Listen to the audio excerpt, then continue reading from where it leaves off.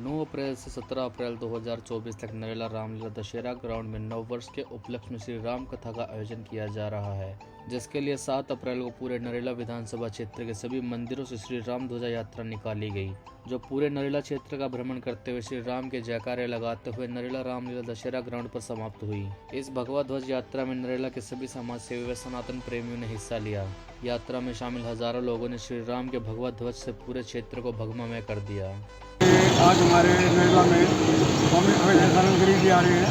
उनके राम कथा का 9 तारीख से प्रोग्राम है। आज ये ध्वज यात्रा जो हमारी ये टीम है, ये पहले कहते हैं नवरात्र चालू हो जाएंगे और ध्वज यात्रा का इसको बहुत मानता है कि ध्वज यात्रा निकाल के रामलीला ग्राउंड तक जो कथा स्थल है वहाँ तक जाएंगे और सब ये ध्वज जो है ना बाद में अपने मकान के ऊपर लगाएंगे, ताकि इसका जो हमारा नवरात्र पर्व है वो शुद्ध होता है। और झंडा भगवान राम का है, भगवान राम की कथा हो रही है, इसलिए हमारे निर्णय की हमारे सुरेंद्र खत्री जी ने ये प्रोग्राम करवाया कि इस तरह जो है ये प्रोग्राम तो चलता रहे और अच्छा लगे। आज ये हमारी भव यात्रा सारे मंदिरों से आएगी, हमारा शीतला माता मंदिर में इकट्ठी होकर कथा स्थल तक जाएगी। इसका उद्देश्य क्या है सर? इस यात्रा उद्देश्य आपकी भावना, शांति, प्रेम भावना, आपका प्यार भगवान राम के प्रति हमारे ऊपर उदारता, हमें एकजुट होना चाहिए। हिंदुत्व जो आज तक जो है हिंदू आज तक एक नहीं था, आज हिंदुत्व जो है 500 साल के बाद हमारा राम मंदिर बना है। हम इस उपलक्ष्य में भी ये ध्वज यात्रा निकाल रहे हैं। क्या कारण है सर जो हिंदू अभी तक भी एक नहीं हुए थे, जिसके लिए हमें ध्वज यात्रा ऐसा कुछ नहीं, एक नहीं हुए थे, जागरूक है कुछ ना आ रहा। हम मन से हम अपने काम में ज़्यादा बिजी हैं, अपने सनातन के कम जागरूक हैं। सिर्फ उसको जगाने के लिए ये कार्यक्रम लास्ट ईयर भी जो था, पिछले साल भी यहाँ नरेला में रामलीला का आयोजन हुआ था और इस साल उससे भी बड़ी कोशिश है। और अभी आप देखेंगे ध्वज यात्रा जब चलेगी कितने हजारों की संख्या में ध्वज चल रहे हैं। और रामलीला ग्राउंड पर भी हमने 15,000 की तो सीटिंग रखी है, जो कथा रहेगी उसमें 15,000 की सीटिंग रहेगी। और कितनी भव्य ध्वज यात्रा होगी और कितनी भव्य कथा होगी, ये सभी के सहयोग से, सभी का मिलजुल कर सबका आयोजन है। मेरा तो सभी से यही आग्रह है कि सभी समय निकाले, पहुँचे और इसमें शामिल हों और इस कथा का जो पुण्य है वो सभी प्राप्त करें। सर ये कितने सालों से होती जा रही है रामलीला? अभी ये दूसरा साल है, पिछले साल हुई थी नरेला में और इस साल फिर हो रही है राम कथा। वगैरह निकाली जा रही है, उसको आप लोगों को क्या संदेश देना चाहोगे?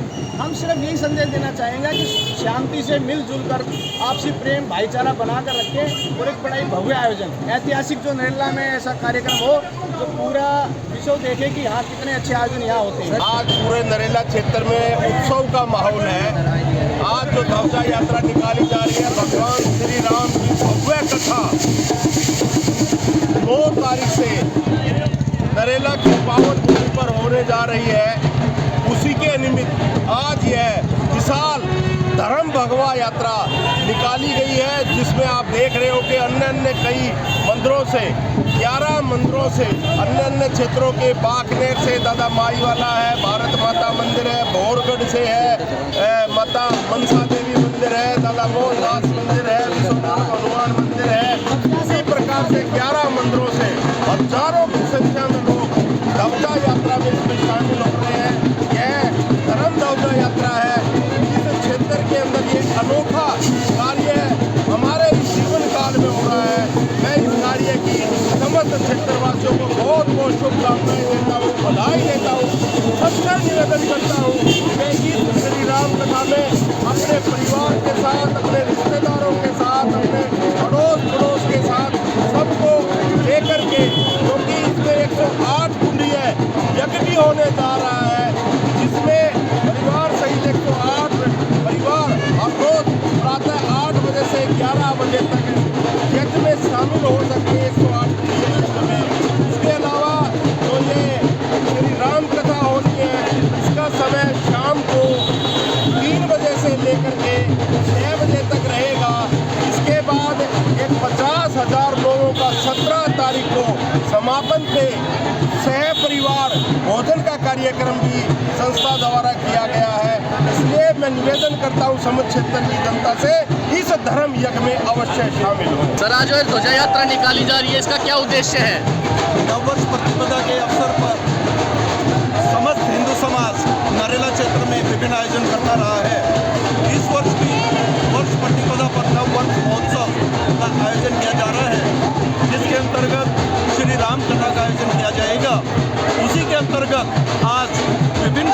बजों से प्रारंभ होकर यह भव्य यात्रा कथा स्थल रामलीला मैदान पर पहुंचने वाली है और इसमें विभिन्न आयोजन किए जाएंगे। आप सभी को नववर्ष प्रतिपदा की बहुत बहुत बधाई, बहुत बहुत शुभकामनाएं। जय जय श्री राम। मैं सुनील जिंदल।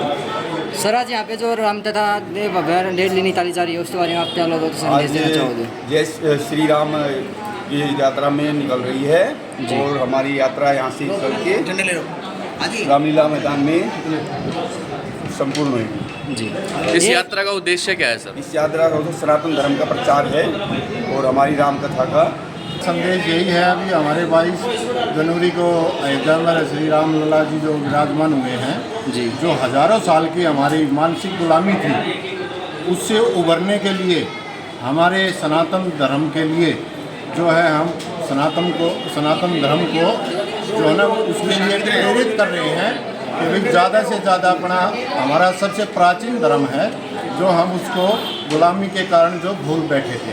सभी व्यक्ति को राम जी के बारे में या सनातन धर्म के जागृत करने के लिए ये रैली निकाली जा रही है। ये एक सबसे महत्वपूर्ण काम है कि जो राम जी की प्रतिष्ठा भूल गए थे उनके बारे में हर व्यक्ति के मन में राम राम जागृत हो सके। बहुत ही सुंदर एंड विशाल ध्वजा यात्रा निकाली जा रही है। इसका हमारा उद्देश्य है एक तो लोगों में हिंदुत्व फैलाना, अपने हिंदुत्व का दिखाना कि श्री राम कथा हमारी 9 अप्रैल से 15 अप्रैल तक स्वामी अवधेशानंद गिरी जी की बहुत ही सुंदर राम कथा कराई जा रही है रामलीला ग्राउंड में। मेरी आप सबसे यही अनुरोध है, जो भी ये लोग देख रहे हैं, ज़्यादा से ज़्यादा संख्या में लोग राम जी का आशीर्वाद लेने श्री राम कथा में रामलीला ग्राउंड में जरूर पहुँचें। जय श्री राम। कथा हमारे रामलीला मैदान में हो रही है, उसी उपलक्ष्य में आज की भव्य ध्वजा यात्रा नर्मदा सभी मार्गों से गुजर रही है और उसका सीधा सा एक ही लक्ष्य है कि समाज में समरसता का एक जागृत हो, हिंदू धर्म सनातन धर्म की लोगों में एक भावना और बढ़े और ये देश फिर से भारत विश्व गुरु बने। इसी का यात्रा का यही एक लक्ष्य है। सर 11 मंदिरों में से जो भव्य झंडा आया था वो कहाँ से आया था?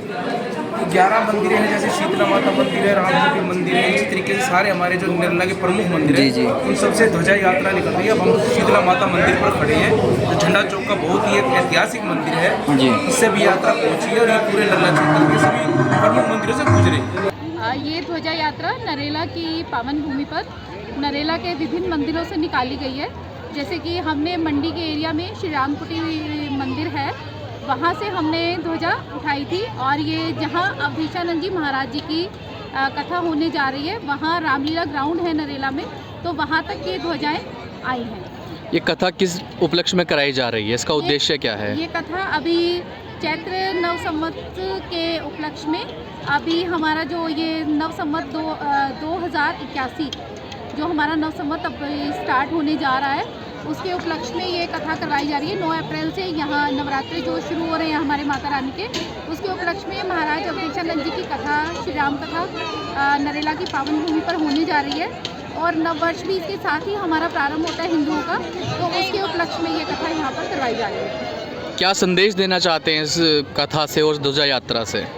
संदेश तो प्रभु श्री राम अपने आप में ही एक संदेश है, हम तो क्या ही संदेश देंगे, लेकिन सभी सनातनियों को इस समय एक साथ मिलजुल कर इस कार्य को करना है और इससे सनातन की ताकत का पता लगता है, हिंदुओं की ताकत का पता लगता है।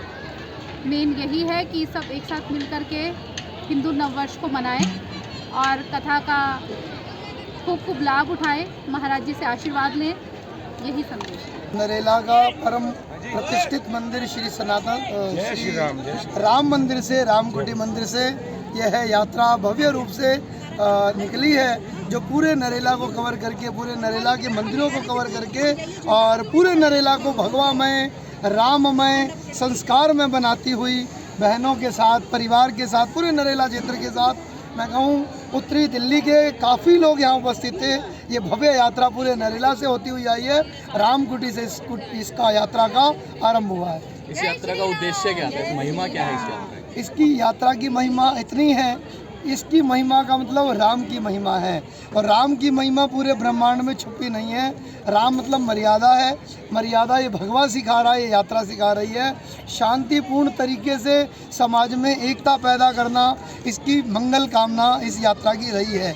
समाज में परोपकार करना इस यात्रा का मंगल उद्देश्य रहा है। इस संस्कृति को बढ़ा करके जो नित्य यज्ञ इस भव्य राम कथा में होने जा रहे हैं, जिससे प्रकृति बलवान होगी, इस यात्रा की ये मंगल कामना है।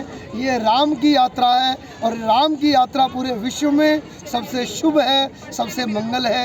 इस यात्रा का यही उद्देश्य है, जन जन में मर्यादा, प्रेम, जीव और समाज के लिए प्रेम पैदा करना। जो कथा होगी, जो यज्ञ होगा, कब से कब तक होगा, कितनी तारीख से कितनी तारीख तक होगा? यह 9 तारीख से कथा आरंभ होने के लिए जा रही है, और 15 तारीख तक ये पावन कथा रहने वाली है, जिसके अंदर सिर्फ राष्ट्रीय नहीं अंतर्राष्ट्रीय संत अवधेशानंद गिरी जी महाराज यहाँ पे उपस्थित होंगे, और बड़ी बड़ी हस्तियाँ भी यहाँ पे उपस्थित होंगी।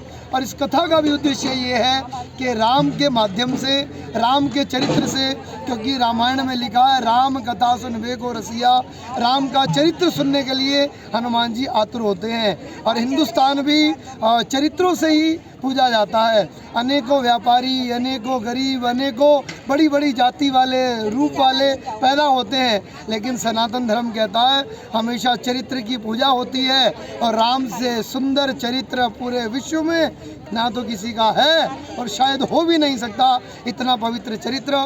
तो इस कथा का गुणगान करने के लिए अवधेशानंद जी 9 तारीख से उपस्थित हो रहे हैं, और 15 तारीख ये कथा रहेगी। ये कथा का समय